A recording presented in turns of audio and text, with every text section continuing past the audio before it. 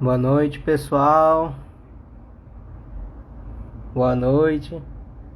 Boa noite, professor Jomel. Boa noite, Túlio. Tudo bom?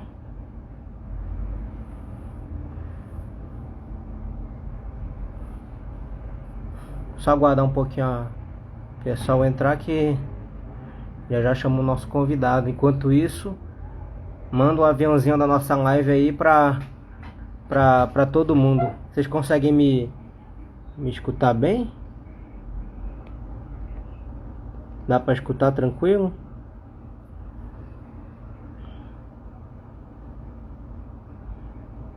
Boa noite, Padocão Manaus, tudo bem?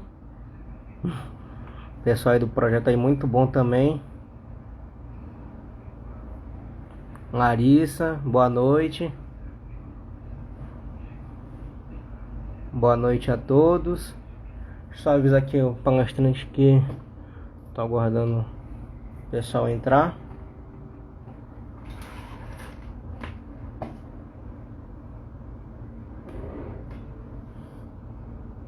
Enquanto isso, vai mandando aí o aviãozinho aí da nossa live aí pra todos os amigos aí, pra atingir o máximo de pessoas possível.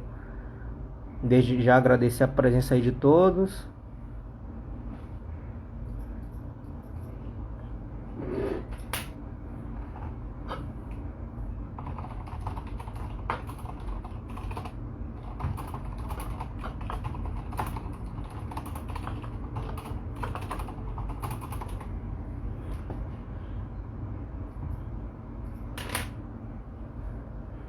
Boa noite aí quem tá entrando. Boa noite, Paulo Saraiva.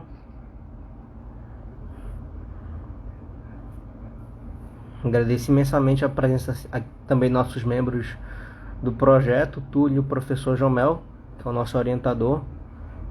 A gente está com uma equipe muito boa, pessoas muito dedicadas nesse nosso projeto, que é disseminar informação para as pessoas aqui de Manaus sobre a tuberculose, né? Uma doença muito importante.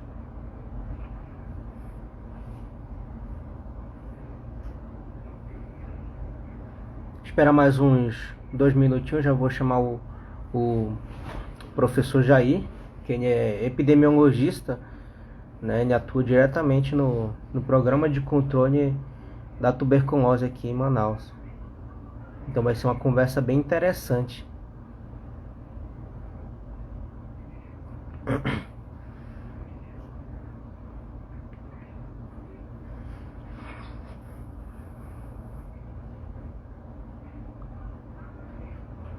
Boa noite aí quem está entrando novamente. De novo, pessoal, vai mandando a live para os amigos, divulgar o máximo possível, porque isso aqui é informação, educação e saúde para todos. É um conhecimento muito importante.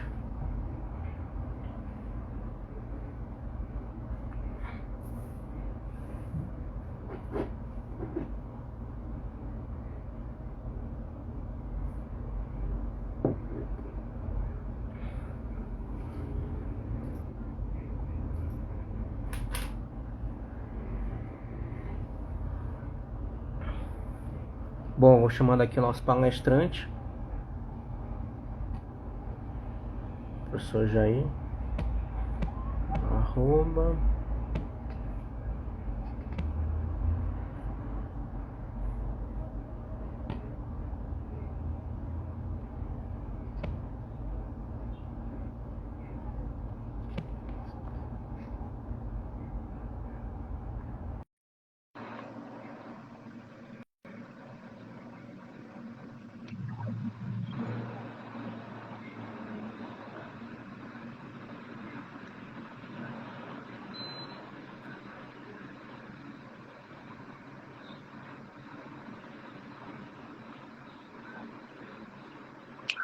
Boa noite, professor Jair, tudo bom? Boa noite, Boa noite. Iruan, né? Iruan, Isso, Iwan, tudo bem? Iruan, Isso. tudo bem? Professor, só uma coisa, a sua câmera parece que ela tá invertida. Seria bom deixar ela Ela reta. está na horizontal, você, ela Seria bom precisa que deixar ela esteja reta, assim? Isso, ficou muito bom agora. Tá, deixa eu só ver então aqui uma forma de posicionar por causa do fone. Uhum. Deixa eu ver se eu virando ela. Ah, mas aí eu apareço de cabeça para baixo, Aí né? fica de cabeça para baixo. Aí você ficou para mim. Ver aqui uma forma de posicionar. Acho que aqui foi, tá bom? Tudo bem? Bom, professor, primeiramente gostaria de agradecer a sua presença. Vamos dar início à nossa live. Primeiro eu vou me apresentar, depois eu vou apresentar o senhor, tá bom? Tudo Então, bem. novamente, boa noite a todos. Me chamo Iwan Campos, sou aluno do curso de Medicina Veterinária do IFAM e eu faço parte do projeto de extensão Ações de Educação em Saúde para a Prevenção da Tuberculose Humana em Manaus, Amazonas, por meio de mídias sociais e digitais. E é com bastante felicidade que eu trago hoje nosso convidado especial, o professor doutor Jair dos Santos Pinheiro. Bom, uma breve apresentação dele. O professor Jair dos Santos Pinheiro é graduado em enfermagem pela UEPA, é especialista em epidemiologia pela URJ, em saúde da família pela UFMG e em pneumologia sanitária pela Fiocruz. Possui mestrado em enfermagem pela UFAM e é doutorando em doenças tropicais infecciosas pela UEA. Atualmente exerce a função de epidemiologista do controle de tuberculose da Secretaria Municipal de Saúde de Manaus, Amazonas.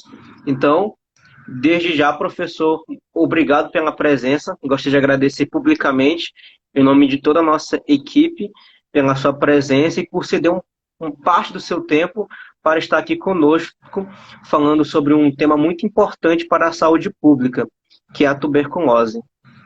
Então, agora a palavra está com o senhor. Vamos lá. Obrigado, Ian. Boa noite. Boa noite a você. Boa noite a todos os seus colegas, aos professores e idealizadores desse projeto, a que eu gostaria já de parabenizar por essa iniciativa. Confesso a você que fiquei bastante surpreso, né, de uma maneira positiva, inclusive, né, vendo um curso de medicina veterinária preocupado aí também com as questões relacionadas à saúde humana, né, mostrando aí o quanto é importante que todos os cursos da área, né, afins ou de saúde especificamente, estejam antenados com as situações que estejam ocorrendo na nossa sociedade e se dediquem a contribuir com o controle. Então, a equipe do Programa de Controle da Tuberculose de Manaus, em nome do nosso coordenador, o enfermeiro também, Daniel Sacramento, digo a vocês e a todos os idealizadores do projeto que a gente ficou bastante satisfeito e pode ter certeza que vocês conseguiram um parceiro para apoiar vocês no que vocês precisarem, né? Até para ajudar a indicar palestrante, ajudar na confecção de materiais, né? De idealização de materiais de prevenção. Então, foi muito legal esse convite. Então, é com muito prazer que eu estou aqui, numa sexta-feira à noite, né? Isso depois de ter passado 2 dias direto num simpósio de doenças de Chagas que o nosso programa de pós-graduação está promovendo, mas é com muita satisfação que a gente está aqui. Boa noite aos participantes também, espero que mais pessoas entrem, e estamos aqui à disposição para as questões que vocês queiram tratar a respeito do tema de tuberculose. E esperamos também que os participantes lancem as suas perguntas para a gente fazer um bate-papo bem descontraído, voltado mesmo para esse jovem que está aí buscando conhecimento. E eu acho que é hora de somar realmente. Muito obrigado pelas palavras, professor. Bom, dando o início, vamos falar um pouquinho do contexto geral. Então, o senhor poderia explicar para todos nós sobre o que é a tuberculose, ela acomete quem e quais são os principais sintomas, quais são os órgãos que são acometidos pela tuberculose? Iwan, A tuberculose ela é uma doença transmitida por uma bactéria.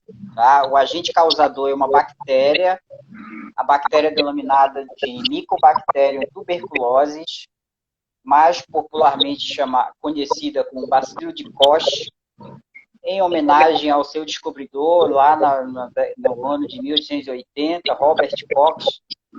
Né? Então, é conhecido dessa forma também. E uma das características dessa bactéria é que ela precisa de oxigênio para sobreviver. Então, ela não sobrevive fora da célula. Né? Então, são chamados daqueles seres aeróbios, que precisam de oxigênio para sobreviver. E, como ela precisa de uma célula rica em oxigênio, qual vai ser o local predileto dela fazer o seu sítio de multiplicação, de sobrevivência no nosso corpo, quando ela consegue adentrar o nosso organismo? Vai ser no pulmão. Né? Então, não tem órgão mais rico em oxigênio do que o nosso pulmão. Então, é a principal característica dessa bactéria. Então, por isso que ela afeta principalmente os nossos pulmões, mas que é a forma que a gente chama de forma pulmonar. Mas ela também tem a capacidade de se alocar em qualquer lugar do nosso corpo que supra alguma necessidade de oxigênio para essa bactéria sobreviver. E se nesse local ela tiver uma boa oferta de oxigênio, ela vai se multiplicar e conforme a bactéria vai se multiplicando, ela vai causando as consequências no local em que ela está. Então, ela pode sair do pulmão e se alocar na pele, se alocar no cérebro, se alocar nos rins, no estômago, em qualquer parte do nosso corpo. A gente que trabalha na área, a gente costuma dizer que tuberculose só não dá no cabelo e na unha. Fora isso, em qualquer lugar do nosso corpo, ela pode se manifestar, tá? Então, qual que é o cenário hoje da tuberculose, Luan? Por isso que a gente parabeniza a iniciativa de vocês, porque a tuberculose ainda é um grande problema de saúde pública mundial, tá? Tanto que a Organização Mundial da Saúde, ela prioriza o controle da doença em pelo menos 30 países, né, no globo todo. E o Brasil é um desses países. Então, ainda é uma doença que tem elevada incidência no Brasil. E, infelizmente, o nosso estado é o estado que tem a maior taxa de incidência da doença. Né? E como aqui no nosso estado a maioria da população reside em Manaus, consequentemente, Manaus também tem uma das maiores taxas de incidência da doença no Brasil, entre as capitais do Brasil. Então, todo ano a gente tem em Manaus por volta de 2.000 casos novos, mais de 2.000 casos novos da doença. Né? Então, a gente faz um cálculo, o quanto que isso representa em cada 100.000 habitantes. Então, se você fizer uma conta de mais de 2.300 casos por 2.200.000 habitantes de Manaus, você vai chegar a uma taxa de incidência de mais de 90 casos a cada 100.000 habitantes. Caramba. Só para você ter uma ideia quanto que é grave a situação em Manaus, quanto que é um problema sério em Manaus, essa taxa no país, no Brasil, ela é de em torno de 25 a 30 por 100.000 habitantes. Então, é como se a gente tivesse 3 vezes a taxa do país. Caramba. Então, por isso que ela ainda é uma doença muito frequente em Manaus. E mesmo sendo muito frequente, muitas pessoas desconhecem. Então, por isso que esse projeto de vocês, ele só vem a contribuir com a divulgação do conhecimento para que as pessoas possam se proteger adequadamente dessa doença. Muito bom. E falando disso, que é uma doença tão alarmante, uma doença de alta incidência aqui em Manaus, como é que se transmite, como é que contrai a tuberculose? Como é que acontece essa transmissão da doença? E só mais uma coisa, quem quiser perguntar aqui no chat, eu vou ficar abrindo aqui os comentários e pode perguntar aí à vontade, que no final a gente responde todas as perguntas. Bom, voltando. Sobre a transmissão da tuberculose, como que ela funciona, professor? Então, como eu falei ainda há pouco, como ela se localiza principalmente no pulmão, para você ter uma ideia, vamos contar que a gente tem mais ou menos 2.000 casos por ano, casos novos da doença. Cerca de 80% dos casos são da forma pulmonar, que afetam o pulmão, né? Então, se ela afeta o pulmão, o principal sintoma que ela vai causar é a tosse, né? E é uma tosse persistente. Geralmente uma tosse com secreção, que é fruto da guerra entre a bactéria e o nosso organismo tentando se defender, então vai formar catarro, né? Aquela tosse mesmo purulenta. E nessa tosse é que o paciente, a pessoa que está com tuberculose e que não sabe que está com tuberculose, que não está fazendo tratamento, ela começa a eliminar os bacilos. Então, a cada tosse, a cada vez que a pessoa fala, a cada vez que ela espirra, esses bacilos, eles saem nas gotículas e ficam suspensos no ar. Então, a forma de transmissão dela é muito semelhante ao Covid, que a gente está enfrentando agora, nesse momento, né? Então, a forma de transmissão é transmissão respiratória, exclusivamente respiratória. É preciso que a gente tenha alguém doente sem fazer tratamento, eliminando os bacilos no ambiente, e uma pessoa saudável entrar em contato com esses bacilos. Essa é a condição para que ocorra a transmissão. Então, o que é legal assim do projeto de vocês, como o projeto de vocês se chama Prevenção da Tuberculose, isso é importante saber porque não se transmite através de talheres, copo, prato, toalha, roupa, qualquer objeto de uso da pessoa que esteja com tuberculose. Então, é importante as pessoas saberem disso para que não discriminem o doente. Quando a pessoa sabe que está doente, né, que aí vai para casa e tudo, a primeira coisa que as pessoas querem fazer é separar copo, prato, talher, isolar a pessoa num cômodo na casa, né? Então, para a tuberculose não tem necessidade, para a Covid tem necessidade de fazer isso. Para a tuberculose, não. Né? Então, essa é a principal forma de transmissão. Precisa ter alguém com a doença em atividade, né? Geralmente essa pessoa não sabe que está doente, se ela continua tossindo, né?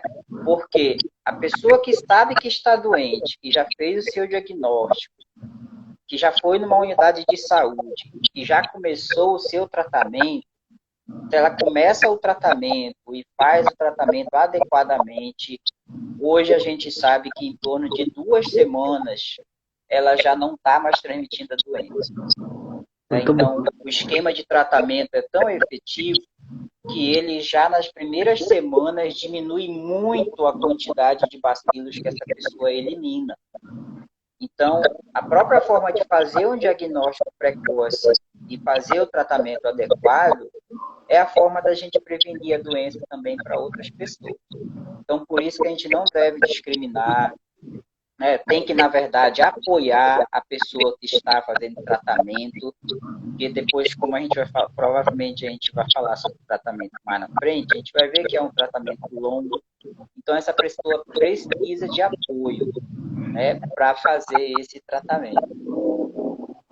É isso aí, bem como o professor João Mel colocou aqui nos comentários, nós precisamos quebrar os preconceitos que nós temos em relação à tuberculose. A pessoa faz um tratamento muito prolongado, né, e acha que durante todo esse período ela vai estar transmitindo a doença.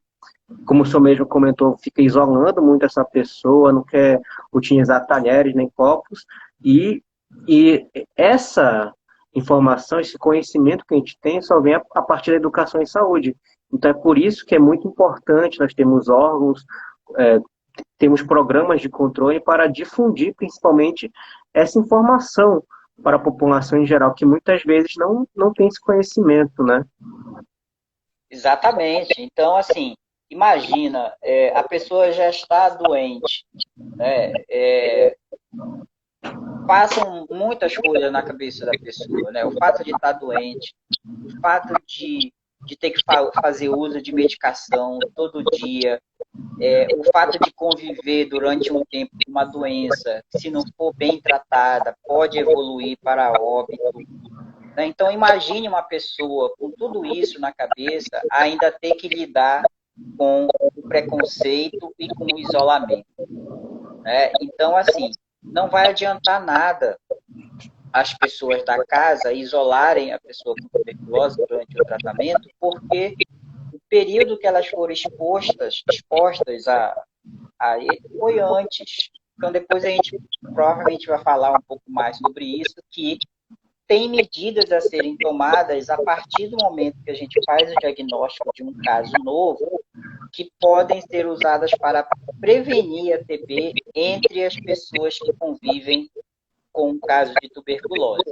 Então, jamais isolar a pessoa, tirar do convívio. É claro que tem algumas recomendações logo no início, principalmente para o estudante, para o trabalhador, né, que nos 15 primeiros dias que ele não frequente, né, esses locais, que é o tempo do medicamento fazer efeito, e depois ele fazer um exame de controle para ver se o medicamento já começou a fazer efeito e ele retornar para suas atividades.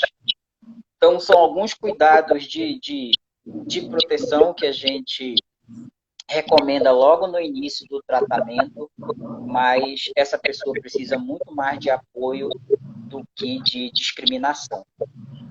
No momento que nós vamos estar mais precisando de apoio, né? Exatamente. E juntamente com essa questão de transmissão e até mesmo com toda essa questão da pandemia do coronavírus, no início do nosso projeto nós recebemos muito essa pergunta, essa dúvida. A, a pessoa com Covid-19, ela também pode pegar a tuberculose? Com certeza, Ion. E isso foi uma preocupação muito grande para a gente que trabalha com a doença, né? Em função do risco que os nossos pacientes estariam correndo diante dessa pandemia. Imagina, a Covid que já faz assim, falando popularmente, que já faz um estrago tremendo no pulmão, né? Junto com uma outra doença, a tuberculose, que também afeta o pulmão. Então, provavelmente, ou ia agravar a situação da Covid, ou vai agravar a situação da tuberculose. Então, como a Covid é uma doença viral, transmitida por via aérea também, né, e por gotículas, né, da pessoa que está com vírus, e a tuberculose da mesma forma, então, infelizmente, aconteceu bastante, né, de pacientes com tuberculose terem adquirido Covid, e os desfechos não foram muito bons, então certamente é possível uma pessoa com tuberculose pegar Covid e uma com Covid pegar tuberculose. Nesse momento que a gente está, nessa fase da pandemia que a gente está, né, que o conhecimento vem sendo produzido de uma forma muito rápida, o que nós já estamos percebendo? E mais na frente eu talvez fale para vocês o porquê disso tudo. Que está aumentando os casos de tuberculose pós-Covid. Então, a pessoa teve a Covid, conseguiu passar pelaquela fase mais crítica, e naquele período de recuperação da Covid, ela acaba apresentando tuberculose. Então, um pouco mais na frente, quando eu falar um pouco de prevenção, talvez a gente comente um pouco mais sobre isso. Mas, nesse momento agora, a gente está convivendo um pouco com essa realidade e os estudos vêm cada vez mais mostrando os impactos que a Covid vem causando na questão da tuberculose. E aí ter Covid e tuberculose ao mesmo tempo é um deles. ou depois da Covid, como a gente já começa a observar nesse momento. E além da doença viral, né, da Covid-19, que outros fatores, né, podem predispor ou até mesmo facilitar uma pessoa a contrair a tuberculose? Excelente pergunta, João. Então, como a gente falou, a Covid já pode ser um fator, né, porque ela deixa a pessoa muito debilitada, né, e hoje em dia a gente sabe que o principal fator que favorece a pessoa ter tuberculose é uma certa deficiência imunológica, né? Então, como, por exemplo, a infecção pelo HIV. Então, a tuberculose, ela já vinha no momento da gente controlar a doença, lá na década de 80, e aí quando surgiu o vírus HIV, os casos voltaram a aumentar novamente. Então, hoje, além do problema da tuberculose em si, a co-infecção tuberculose e HIV passa a ser um problema sério para a gente também. Então, em números, hoje a gente tem cerca de 10 a 15% de casos novos de tuberculose co-infectados com HIV. Tá? Então, como a gente sabe, o HIV é um vírus imunossupressor, né? Então ele se alberga principalmente na nossa principal célula de defesa e destrói as nossas células de defesa. Então a pessoa fica suscetível a várias doenças. E, infelizmente, a tuberculose é uma dessas doenças que, inclusive, ela se torna a principal causa de morte entre as pessoas vivendo com HIV. Então, é uma situação muito séria e que a gente hoje tenta enfrentar para reduzir essas complicações nas pessoas que têm. Então, qualquer situação que a pessoa enfrente que abaixe a resistência imunológica dela, ela vai estar sob risco de ter tuberculose. Tá? Por que isso acontece, João? Porque a tuberculose, por ela ser uma doença muito antiga, e nós aqui em Manaus, no Amazonas, por a gente estar há muito tempo convivendo com um elevado número de casos, muitas pessoas já entraram em contato com alguém doente com tuberculose. Aí o que acontece? A gente, quando entra em contato com o bacilo da tuberculose, pode acontecer duas coisas, principalmente. Três, na verdade. Uma das coisas que pode acontecer é o meu organismo estar legal, estar bem e consegue matar o bacilo ali e não acontece nada. Tá? A outra coisa é eu não estar legal com o meu sistema imunológico, a bactéria se aloja no meu pulmão e começa logo imediatamente a se multiplicar e causar a doença. Tá? Que é a formativa da doença. E a terceira coisa que pode acontecer, graças a Deus é um percentual bem pequeno, mas ao longo do tempo se acumula.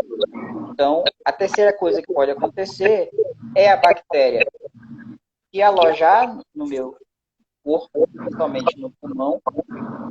O meu organismo aciona o sistema de defesa e consegue pegar esse bacilo, mas não destruir totalmente. Então, esse bacilo vai ficar ali encapsulado, dormindo, latente, que é o que a gente chama de infecção latente. Então, essa infecção, ela vai ficar no meu organismo a vida toda. Tá? E aí, em algum momento da vida, que eu, de repente, tenha de novo uma baixa do sistema imunológico, ela aproveita para se multiplicar. Né? Então, é isso que acontece quando a gente entra em contato com o bacilo da tuberculose. Então, é por isso que a gente, a qualquer momento da vida, pode vir a desenvolver a doença, né? Então, assim, qualquer pessoa pode desenvolver tuberculose. Ela afeta de crianças a idosos, né? Então, tudo vai depender do contato, de quando que a gente teve o contato, do quão repetitivo esse contato foi, né? E como eram as características do ambiente que a gente teve aquele contato. Então, essas questões, elas são importantes na hora da gente falar sobre o risco de se ter a doença ou não. Então, em qualquer momento que a pessoa teve uma baixa do sistema de defesa, ela está com aquela infecção lá dormindo, e aí, em algum momento da vida, a pessoa vem apresentar a doença. Então a gente tinha essa pessoa, né, que inicialmente ela podia até ter a tuberculose, né, só que era assintomático, não tinha os sintomas, mas aí com uma imunossupressão, a baixa da imunidade, ela começa a apresentar os sintomas, né? E a pessoa no começo, a pessoa assintomática, essa pessoa ela pode infectar outras pessoas?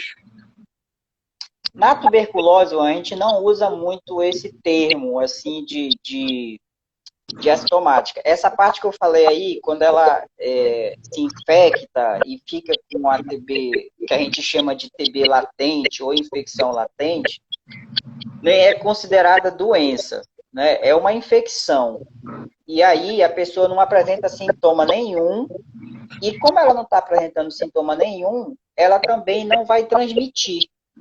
Né? Porque a principal forma de transmitir é quando a doença está em atividade, é quando o bacilo está se multiplicando. Então, tem bastante bacilo no organismo e ele começa a eliminar. No caso da infecção, isso não acontece. Né? Ele vai ficar guardadinho lá numa célula que a gente chama de macrófago, fica dormindo e espera uma oportunidade que pode acontecer ou não. Né? Então, nesses casos, a pessoa não tem risco de transmitir a doença para outra.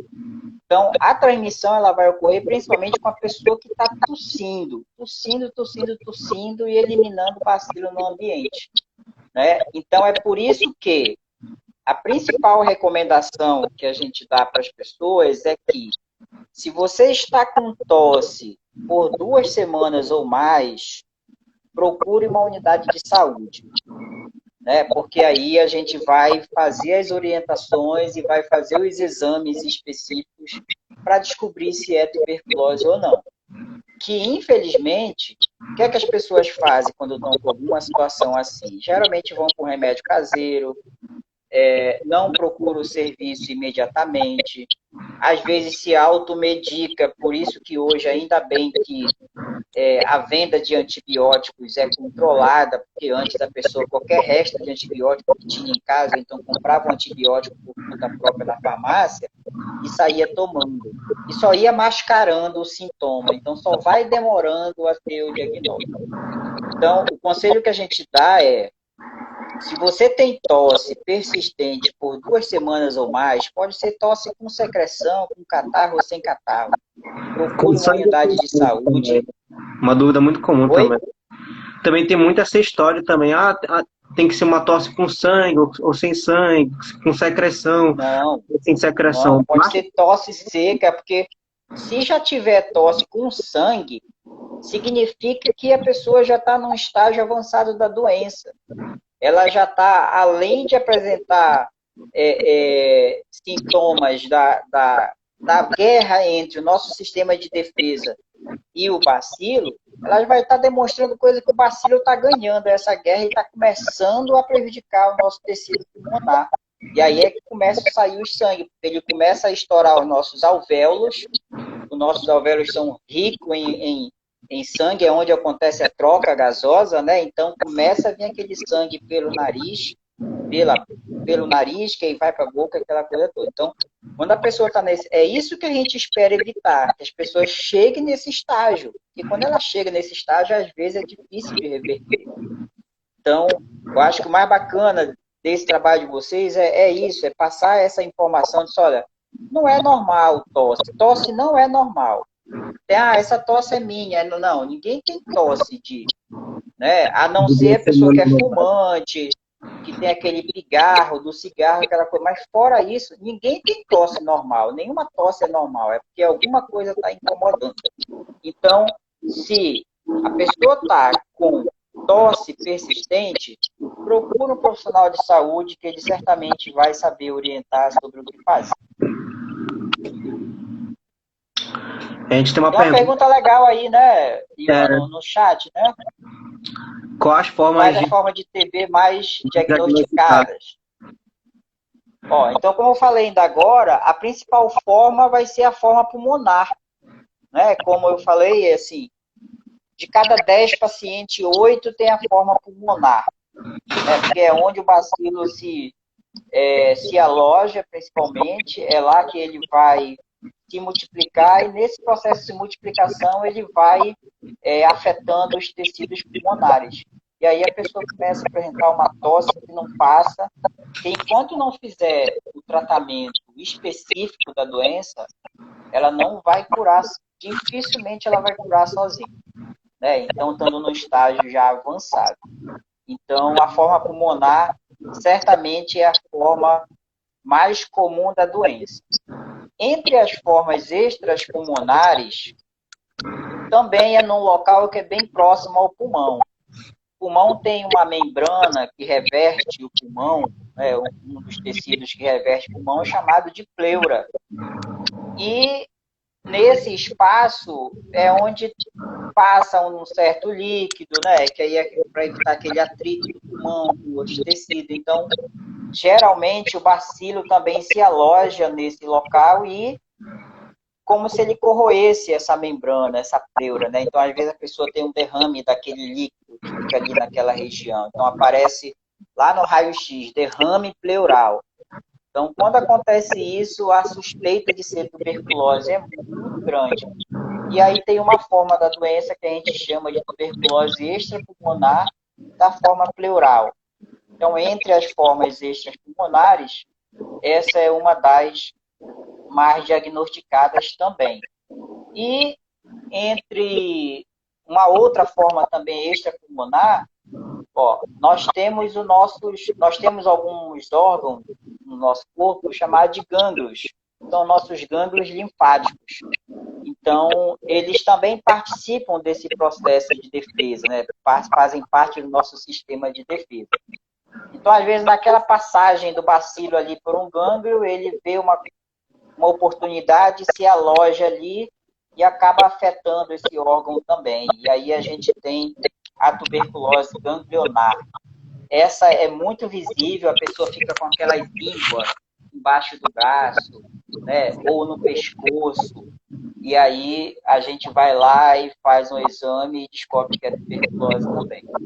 Então, recapitulando, então, a forma pulmonar é a mais comum de todas, e entre as formas extrapulmonares a gente tem a forma pleural e a forma ganglionar periférica, que são as mais comuns. Certo. Aqui no chat tem também diversas outras perguntas. O senhor prefere dar continuidade ou responder as perguntas no final, ou prefere responder as perguntas logo agora?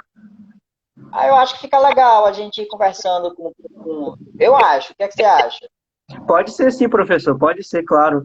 Então eu vou falar. Vamos lá, então. A gente faz tipo um bate-papo e no final, as que forem respondidas, eu repito para o senhor, tá certo?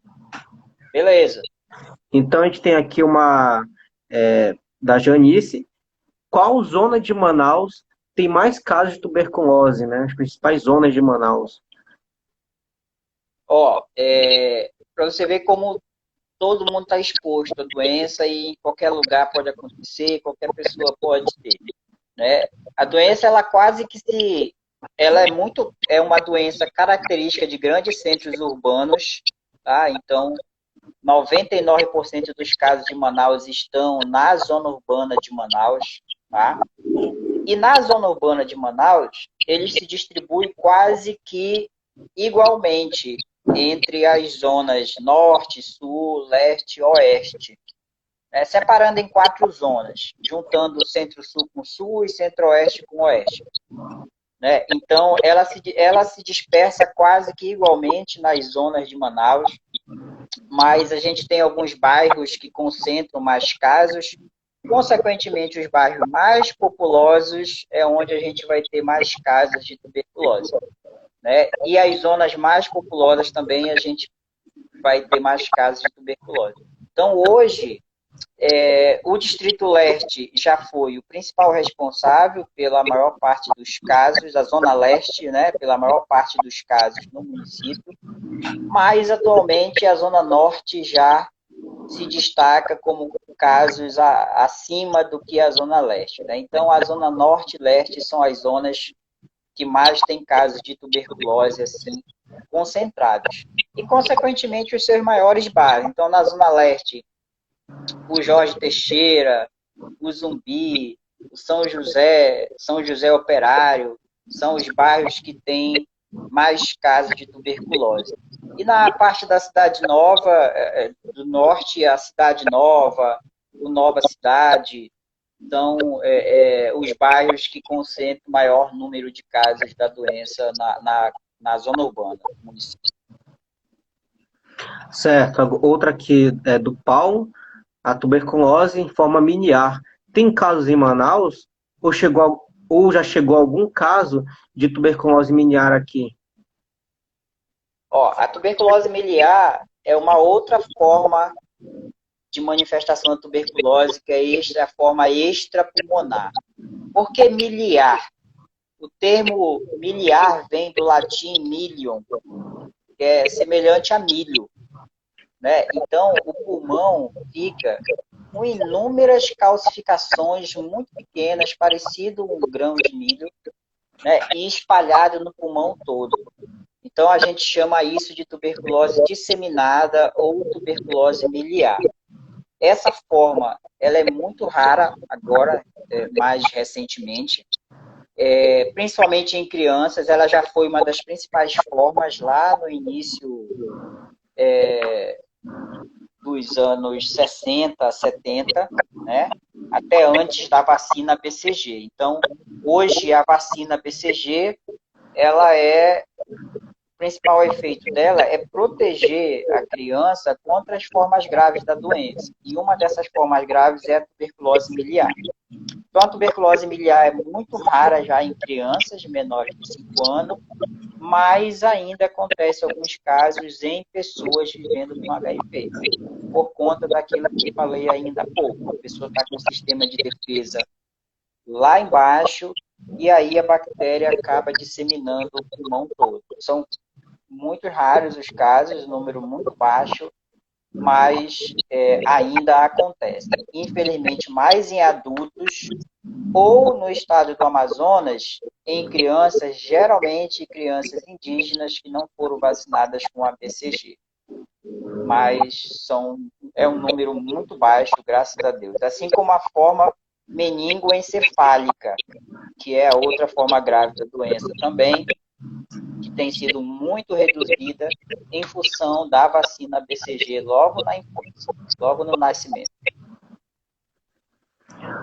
Uma pergunta aqui do Matheus. Como é feito o acompanhamento dos pacientes com tuberculose e recomendações com a família? Legal, essa aí.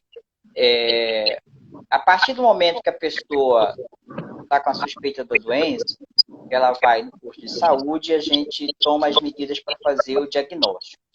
Tá? Então, o diagnóstico é feito principalmente através do exame de escarro. Escarro mesmo, a pessoa escarra num pote coletor, deixa na nossa unidade de saúde e aí a gente manda fazer esse exame no laboratório. Hoje, se tiver algum profissional de saúde por aí, na live, que deve conhecer algumas técnicas, né, de diagnóstico. Então, a nossa principal forma de diagnóstico da doença hoje em Manaus é um método através de biologia molecular. Então, a gente tem um equipamento que processa esse escarro e em torno de menos de 1 hora o resultado a gente já tem disponível, né? Então, ele já consegue processar. E aí, essa técnica, ela investiga se naqueles carros tem o DNA do bacilo. Então, é uma técnica de diagnóstico muito sensível, né? Por isso que a gente fala para as pessoas, está com tosse, está demorando a passar, não passou com remédio, vai na unidade de saúde para a gente solicitar o exame de escarro, né? Então, essa é a principal forma da gente fazer o diagnóstico. A partir do momento que o diagnóstico se confirma, imediatamente a pessoa entra em tratamento. Tá? O tratamento é todo gratuito pelo SUS, né? Tem em todas as unidades de saúde de Manaus, nas unidades municipais de saúde, que fazem o acompanhamento. E esse acompanhamento, Matheus, ele deve ser feito por no mínimo 6 meses.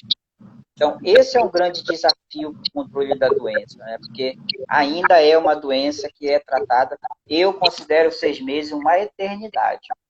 Eu tenho maior dificuldade de tomar antibiótico por 15 dias. Imagina a pessoa que vai tomar por 6 meses durante todo o dia. Todo dia, todo dia. Né, professor?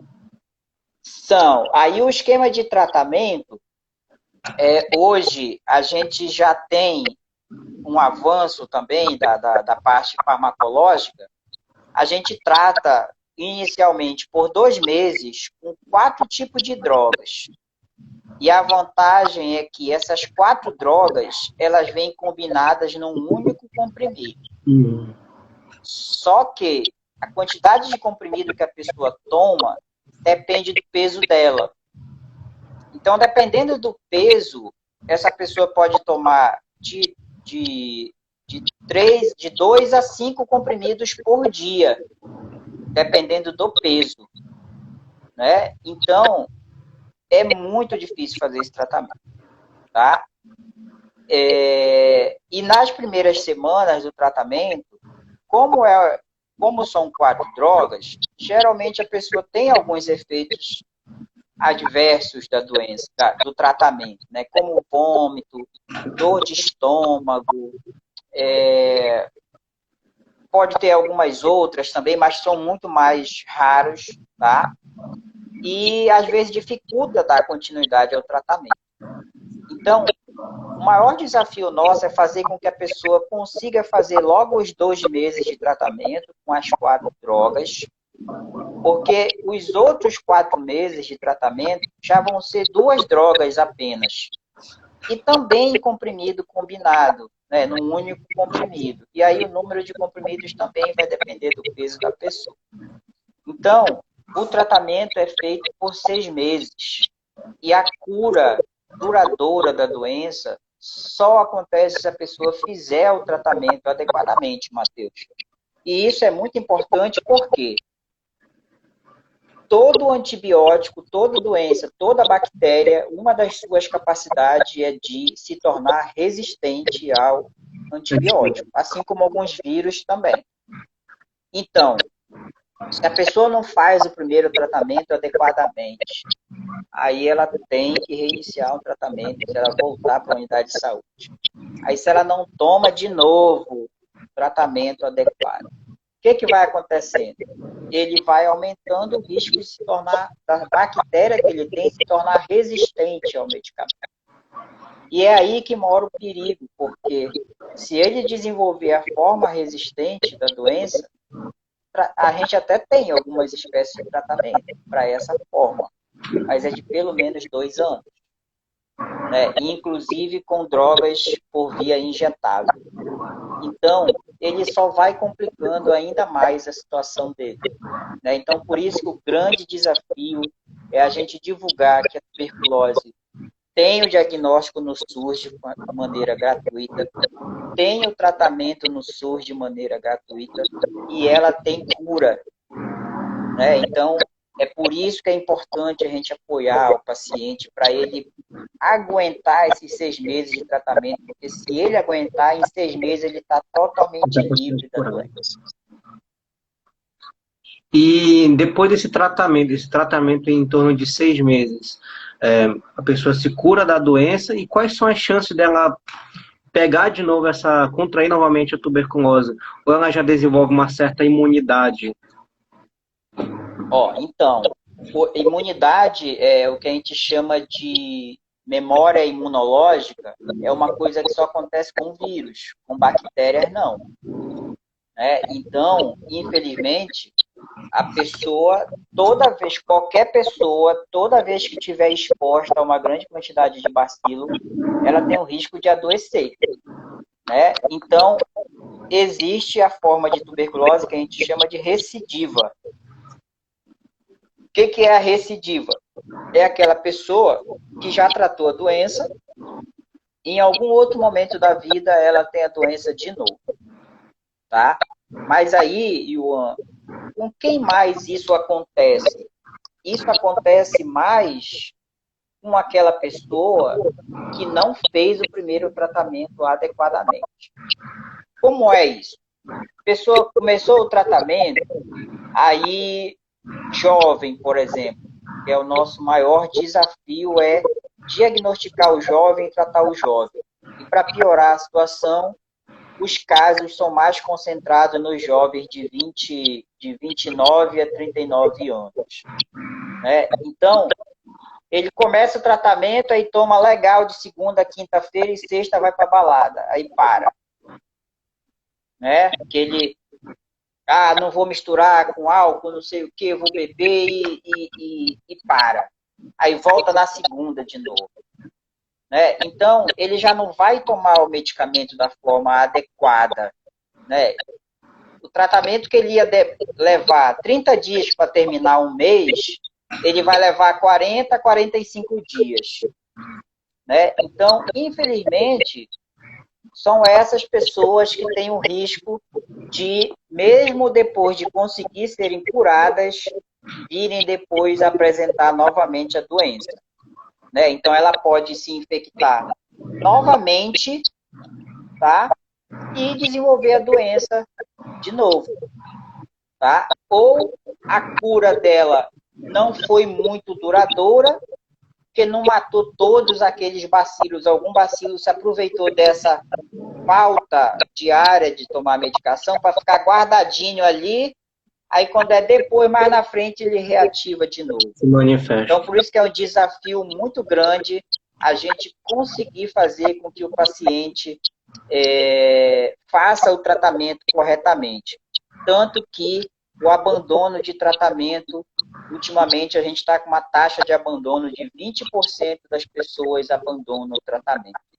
E aí, essas pessoas, além delas estarem se arriscando a ficarem resistentes à doença, a terem uma forma mais grave da doença e vir a óbito, elas ainda continuam transmitindo a doença na comunidade.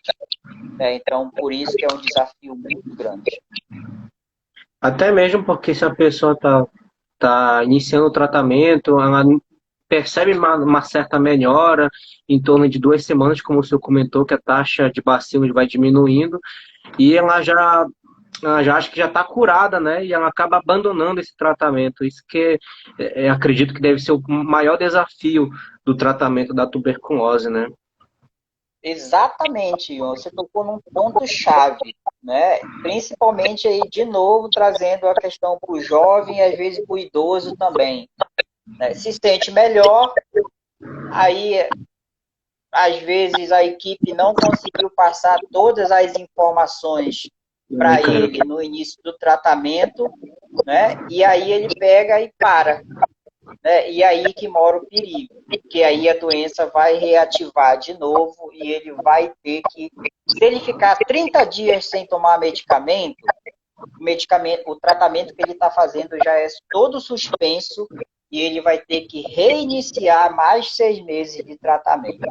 Então, aquilo que eu falei ainda agora, pessoa que não conclui o tratamento, ela só vai jogando mais para frente o seu problema, que pode vir a ser até fatal. Prolongar ainda mais tem essa tratamento, situação. né? Oi? E prolongar ainda mais esse tratamento, que antes era... Prolonga ainda mais, exatamente. Se ele desenvolver uma forma resistente da doença, ele vai ter que entrar num esquema de tratamento diferenciado, que ao invés de ele tratar em 6 meses, ele vai ter que tratar em 2 anos. Né? E aí complica muito mais. Uma pergunta bem interessante da Eniane. Durante o tratamento, são feitas avaliações periódicas para saber se está tendo o efeito esperado? Ó, legal essa aí, ó.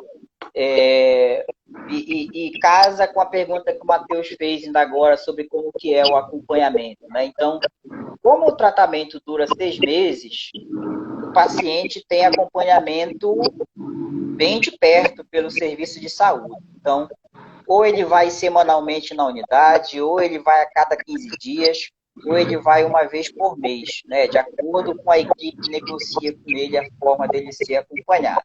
Se for um paciente que a gente vê que é difícil de ser acompanhado, a gente já dá medicação só para 7 dias, e aí a cada 7 dias vai avaliando esse paciente. Então, toda vez que o paciente completa 30 doses do medicamento, a gente diz que ele completou um mês. Aí, a cada mês que ele completa o tratamento, a gente faz um exame 2 carros. Né? 2 carros ou só da secreção que ele conseguir coletar, porque como ele começa a tomar o tratamento, o medicamento, e se ele estiver tratando certinho, os carros já desaparecem. Mas mesmo assim a gente coleta a secreção que ele conseguir eliminar, bota no pote e a gente leva para examinar. Aí nesses carros, a gente vai fazer um outro tipo de exame, que a gente chama de baciloscopia dos carros. A gente cora a lâmina, bota no microscópio que vai fazer visualização direta do bacilo. Né? E vai ver se tem bacilo ali, uma quantidade de bacilo ali naquela lâmina. Né? Então, é isso que dá para a gente a segurança que a pessoa está fazendo o tratamento adequado e que o tratamento está sendo eficaz. Né? Porque aí, esse exame a gente espera que já no primeiro mês ele dê negativo. A maioria dos pacientes já no primeiro mês de tratamento já apresenta exame de escarro negativo. Só que, como você comentou ainda agora, não quer dizer que ele está curado da doença. Ele precisa manter o tratamento até o final do 6º mês. Ele tem que tomar corretamente 180 doses do esquema de tratamento. E todo mês fazer esse exame de controle, que é para a gente ter a certeza até que a bactéria dele era sensível ao esquema e que ele está respondendo bem ao tratamento. Então, esse é o controle que a gente faz com o paciente quando ele inicia o seu tratamento no nosso serviço de saúde. Perfeito, professor. Há uma dúvida aqui da Janaína, acredito que o senhor já comentou sobre, mas o tratamento da tuberculose recidiva é de 6 meses? Também, a recidiva, tanto a recidiva como o caso novo de tuberculose, ou aquele paciente que abandonou e a gente resgatou ele para reiniciar o tratamento, também a gente vai tentar tratar em 6 meses. A única coisa que faz o esquema ser prolongado são algumas situações bem específicas, assim, que tipo, se ele já tiver algum tipo de resistência, aí ele vai ter que fazer um esquema mais prolongado, né? E tem algumas situações também que tem pacientes que têm insuficiência renal, insuficiência hepática. Aí eles têm um esquema diferenciado também, que infelizmente é mais longo. Mas a maioria das formas de tuberculose a gente trata durante 6 meses, tá? Quer seja caso novo, quer seja reingresso após abandono, ou quer seja recidiva da doença, tá? Uma outra forma que a gente trata mais longa também é a forma meningoencefálica, que aí precisa também que o tratamento seja mais prolongado, mas com os mesmos medicamentos que a gente trata os outros casos. E outra dúvida bem interessante é sobre o diagnóstico também, né? E quando o escarro dá negativo, quando não tem mais escarro, como é que se faz?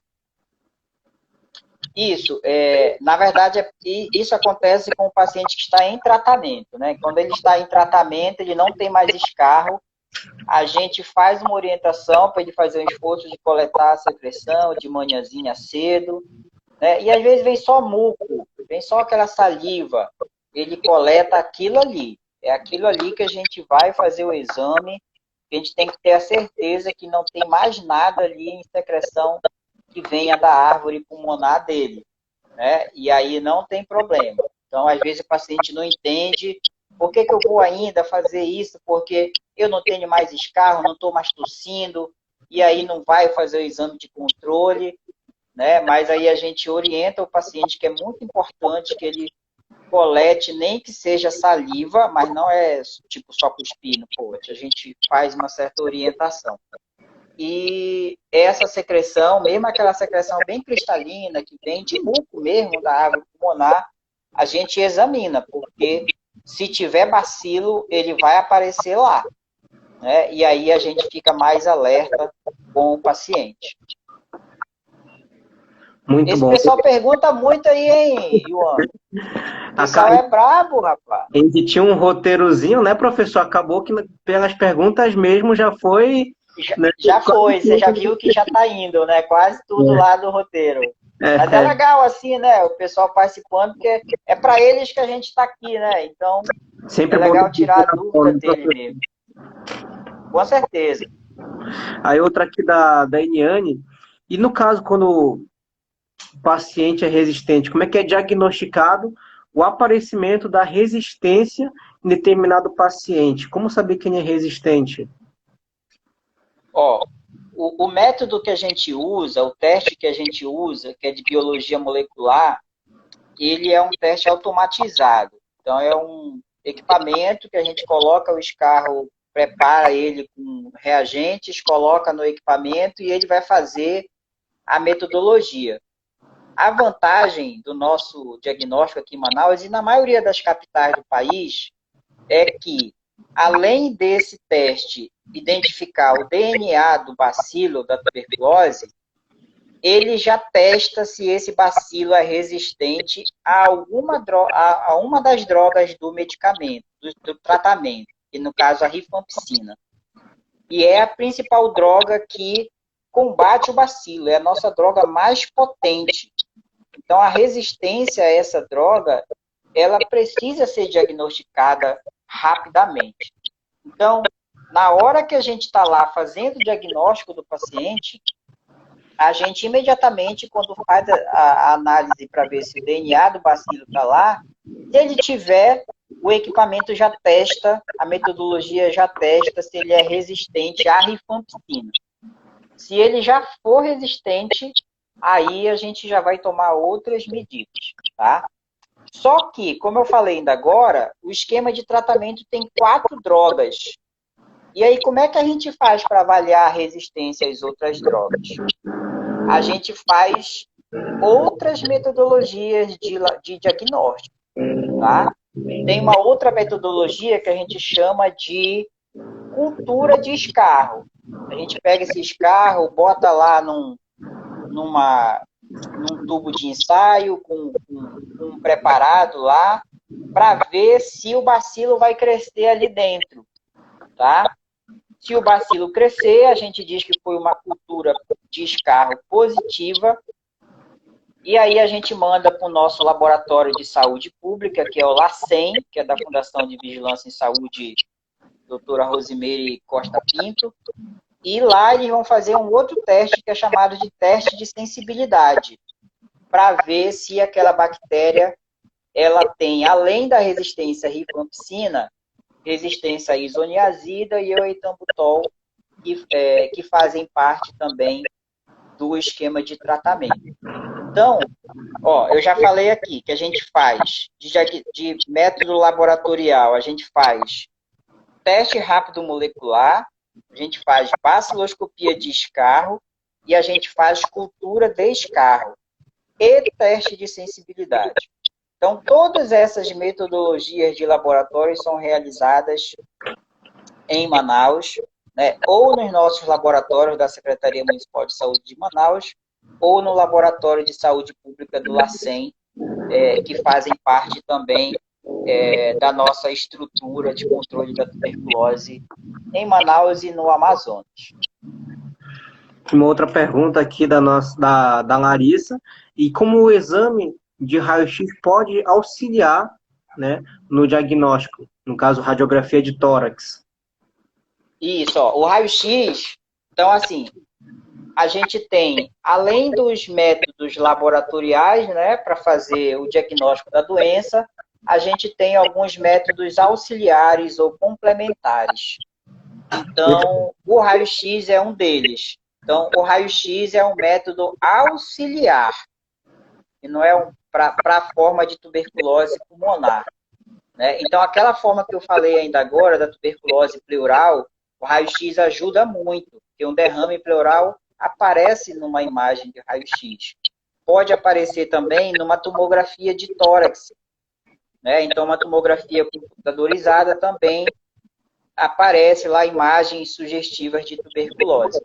Né? Então, a gente tem esses dois principais meios de diagnóstico de imagem, que são auxiliares no diagnóstico da tuberculose e que podem ser utilizados também outros métodos que vão ser complementares no diagnóstico da doença. Mas, deixar bem reforçado aqui, que o exame de escarro é o principal método para diagnóstico da doença. Como eu disse, a cada 10 pacientes, 8 vai ter a forma pulmonar. Então, é sempre de praxe a gente fazer um exame de escarro. Perfeito, professor. Então, nós já discutimos sobre tratamento, vimos que tem cura da tuberculose, vimos os fatores que contribuem, né, para os principais fatores que contribuem para o insucesso do tratamento, para que o paciente abandone aquele tratamento. Vimos como evitar esses fatores e vimos um pouco sobre o diagnóstico, né? E agora, entrando um pouquinho na parte de prevenção da doença. Como funciona, quais são as formas de se prevenir da tuberculose? Ó, então, uma eu até falei ainda agora, né? Sobre a vacina, mas assim, uma forma da gente se proteger, a nossa família, a nossa comunidade também, é a gente reconhecer os sinais e sintomas da doença, né? Que, como eu falei, é principalmente a tosse. Então, quando a pessoa está com tosse, que já tomou alguma coisa, não passou, essa tosse está persistindo, o ato dela ir buscar orientação médica ou de um profissional de saúde em qualquer unidade básica de saúde já é uma forma de prevenção. Porque se a gente conseguir fazer, se ela tiver realmente com a doença e a gente fizer logo esse diagnóstico, ela rapidamente entra em tratamento e aí a gente começa já a interromper a cadeia de transmissão. Né? Então, o diagnóstico precoce da doença é uma forma de prevenir, de proteger a comunidade, de proteger nossos amigos, nossos familiares. Tá? Então, vamos deixar bem essa mensagem. Tá com tosse 2 semanas ou mais, ou tosse que não passa, procura a orientação de um profissional de saúde. Tá? Então, hoje nossos profissionais... Né, professor? Unidade básica de saúde. Unidade básica. Não precisa ir ao SPA. A gente tem uma unidade de referência para tuberculose, que é referência no estado, que é a Policlínica Cardoso Fonte, lá no centro, mas ela não é para esse tipo de situação. É a gente que encaminha quando precisa. Ela só trata formas mais graves da doença. Então, a forma básica da doença tem que ser na unidade básica de saúde. Mesmo que seja também no plano de saúde, no plano privado, vá, converse com o seu médico, peça o exame de escarro. Às vezes o plano de saúde nem, às vezes não, o plano de saúde nem faz o exame de escarro, para você ter uma ideia. A gente faz no SUS. É só você ir lá com a solicitação do seu médico particular e vai em qualquer unidade de saúde nossa, principalmente nas unidades maiores, né, que ficam mais na parte central da cidade, e que você vai fazer esse exame lá e se der positivo você já começa o tratamento por lá mesmo. Então, isso é uma forma da gente prevenir. Tudo gratuito, tudo gratuito. É tudo pelo Sistema Único de Saúde, tá? Então, a outra forma, a principal, uma das formas de prevenir também é com a vacina BCG. Então, a indicação da vacina BCG é de prevenir formas graves da tuberculose. como a miliar e a meningoencefálica, que eu falei ainda há pouco.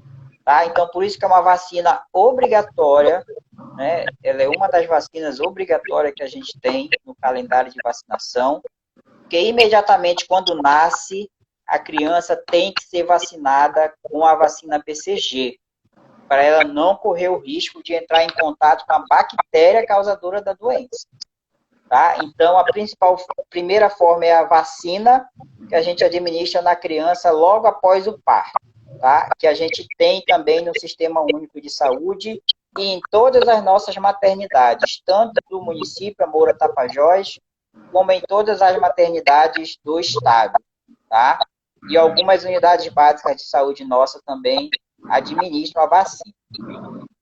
A outra forma de prevenir a tuberculose é fazendo um tratamento preventivo, Yuan. Por isso foi legal a gente ter deixado essa questão para o fim, porque é uma estratégia que a gente está tentando divulgar.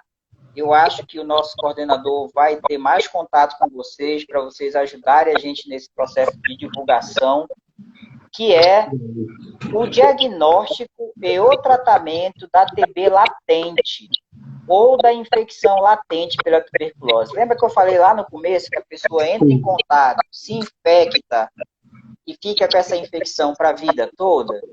Sim. Né? Então, hoje, como é que a gente faz isso?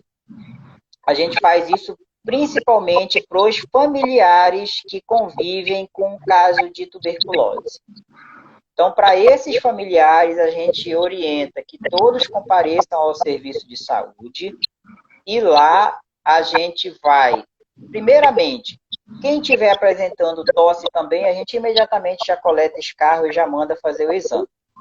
Que aí, se tiver doente, já entra em tratamento também. Se a pessoa não estiver apresentando nadinha, a gente faz um teste chamado de prova tuberculínica, ou PPD, né? Teste PPD. É um teste que a gente faz uma administração de 0,1 ml de uma proteína bem embaixo da pele, assim, no antebraço. Né? E se a pessoa for infectada, vai fazer uma reação local, vai fazer um caroço no local. Aí a gente mede o tamanho desse caroço. Se o tamanho desse caroço for de 5 milímetros ou mais, a gente diz que a pessoa foi infectada. Como ela não está com sintoma da doença, ela não está doente, ela está só com a infecção. E aí, o que é que a gente faz? A gente oferta para essa pessoa um tratamento preventivo. O que que a gente faz nesse tratamento preventivo? É um tratamento que a gente faz com uma das drogas usadas no esquema de tratamento. Né? E aí a gente faz esse tratamento por um certo período também. Né? Hoje a gente tem principalmente 2 drogas sendo utilizadas para tratamento da infecção. Qual é o objetivo desse tratamento, Yuan? O que os estudos mostraram? Que fez a Organização Mundial da Saúde a estimular os países a fazer essa forma de prevenção da doença. E por que também de prevenir? Porque as pessoas que moram com uma pessoa que está tratando de tuberculose, que foi infectada, ela tem chance de desenvolver a tuberculose 15 vezes mais do que quem não teve contato. Então, é a principal pessoa que tem risco de desenvolver a doença. E aí, o que é que os estudos mostraram? Que se a gente consegue tratar a infecção dessa pessoa que foi infectada recentemente, ela ganha uma grande proteção de não desenvolver a tuberculose nos próximos 2 anos. Então, ou de nunca desenvolver também. Né? Então, com isso, a gente está reduzindo novos casos da doença e começa a reduzir a transmissão também. Né? Então, a pessoa faz um tratamento preventivo, dependendo da droga, ou por 6 a 9 meses, ou por 4 meses. E mais recentemente, o Ministério da Saúde aprovou para ser incorporado no SUS, e a partir dos próximos meses a gente já vai começar a ter esse tratamento disponível em Manaus também, que vai ser um tratamento combinado com 2 drogas, mas que a pessoa vai fazer só por 3 meses, tomando uma dose por semana. Então, ao invés de tomar todo dia medicamento por 4 meses ou por 6 a 9, ela tomaria só uma dose por 12 semanas. Né? Então, isso para proteger ela ao longo da vida de desenvolver tuberculose, porque teve esse contato com um familiar com a doença. Né? Então, é uma estratégia que é muito recente, muitas pessoas não conhecem. A gente está em processo ainda de capacitação dos nossos profissionais de saúde. Brevemente, a gente vai ter já um evento para fazer ampla divulgação desse esquema, novo esquema de tratamento da infecção tuberculosa ou da TB latente. Com certeza a gente vai convidar o grupo de vocês para participar, para que vocês se apropriem do assunto e possam ajudar a gente também nesse processo de divulgação, para a gente, quem sabe, um dia reduzir a tuberculose como um problema de saúde pública na nossa cidade. Com certeza, a gente ficaria muito feliz em participar, com toda a convicção. E é muito interessante que você falou que isso, inclusive, pode diminuir as chances do paciente, né, futuramente, de abandonar o tratamento, né, porque em vez de ser todo dia, agora vai ser uma dose por semana, né, nesse tratamento preventivo. Exato, que nesse caso vão ser para as pessoas que não estão doentes, vão ser para as pessoas que foram infectadas com o doente na sua família, tá? Porque, infelizmente, ainda o tratamento para a pessoa com a doença ainda vai continuar de 6 meses. Né? Já tem alguns estudos tentando reduzir esse tempo de tratamento também, mas ainda estão em fase de avaliação, de estudos clínicos ainda para ver a sua eficácia em comparação com o esquema de tratamento atual de 6 meses.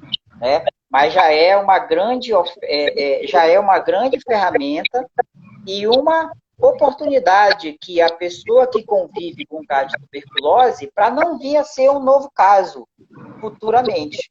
Né? Então, essa a gente acredita que é um grande ganho, né, que vai dar proteção, e é pura prevenção da tuberculose, né, pura prevenção. Né, é a gente evitar que novos casos surjam, justamente entre aqueles que têm maior chance de desenvolver a doença, porque foram expostos ao bacilo da tuberculose antes do seu familiar ter sido diagnosticado.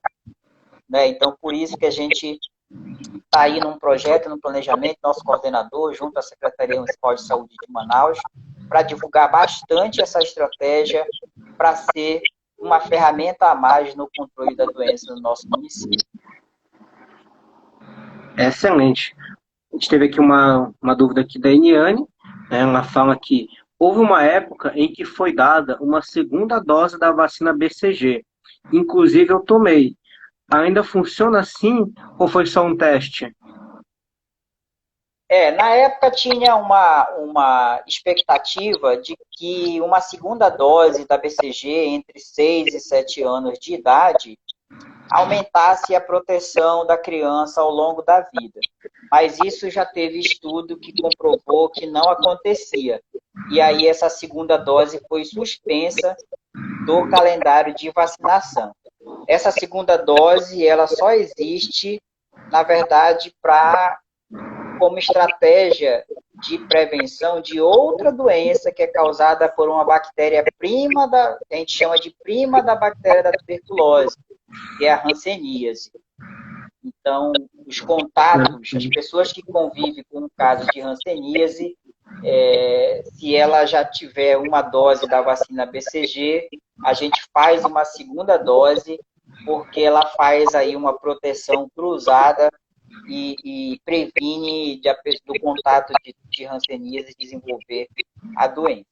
Mas, em geral, a vacina BCG é indicada uma dose só imediatamente após ao nascimento.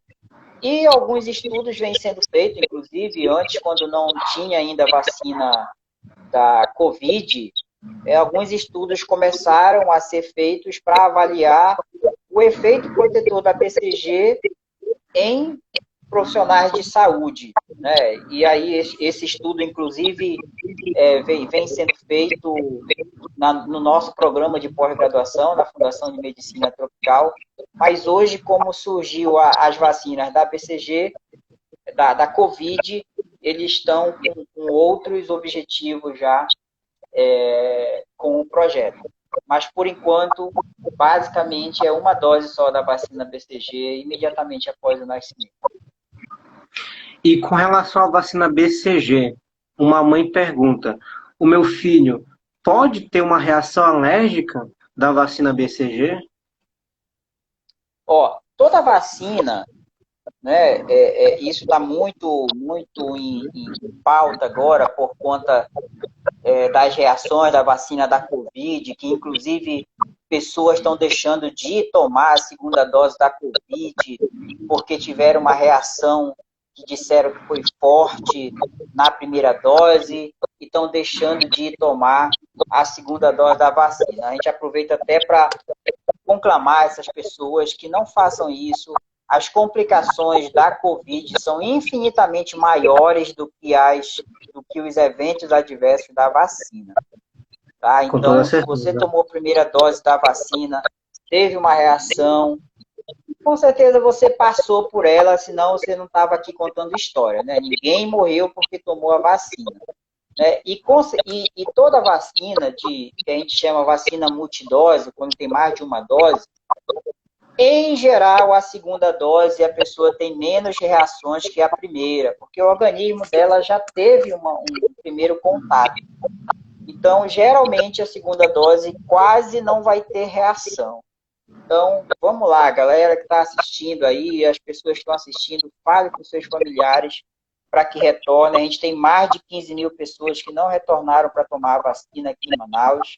E isso é uma situação muito ruim, porque a gente está perdendo a oportunidade de se proteger adequadamente pela doença, ainda mais num cenário que está vindo aí uma nova variante. Mas, no caso da BCG, toda vacina tem efeito adverso, né? Os da BCG são muito raros, muito raros. É uma vacina que já completou, inclusive, esse mês 100 anos, ou mês passado, se eu não me engano, uma vacina que já completou 100 anos, é uma das vacinas mais seguras que a gente conhece. Né? Então, o que ela tem é uma reação normal, esperada, ela forma uma feridinha no local, fica avermelhada, sai o cascão, sai um pouquinho de pus, mas tudo aquilo ali são reações esperadas da vacina, significa que realmente ela está fazendo o efeito que a gente espera que ela faça.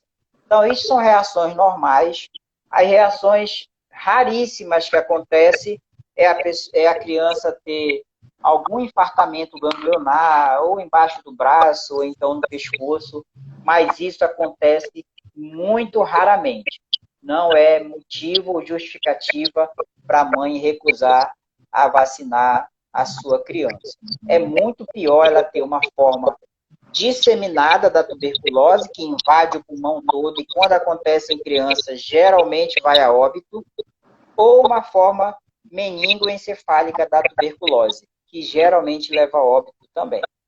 Então, os benefícios da vacina são infinitamente maiores em relação aos efeitos adversos que a vacina causa.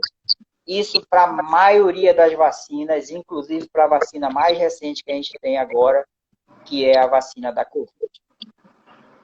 Verdade, perfeitamente colocado. Inclusive, uma pessoa relata aqui no chat que ela teve a forma grave da Covid e teve reação da vacina. E ela relata que a reação da vacina nem se compara, né? Nem 1% dos sintomas da Covid. Então, é isso. Exatamente. Ressalta a importância de se vacinar. Né? Muito melhor, como o senhor comentou, ter um efeitozinho após a vacina do que desenvolver uma forma meningoencefálica, né, que vai diretamente ali para o encéfalo, para as meninges da pessoa e, consequentemente, pode levar Exato. a óbito, né? E geralmente levam. Infelizmente, são formas muito graves mesmo, que se não forem rapidamente conduzidas e adequadamente conduzidas, ela evolui para a óbito. Com certeza. Perfeito. E agora a gente está quase terminando nossa live, a gente acabou se estendendo um pouquinho mais, a gente vai para a Rapaz, nossa... passou o tempo que eu nem percebi, ó. Pois é, foi tão rápido, né? Muita interação, É, inclusive. E a gente vai para a nossa última perguntinha.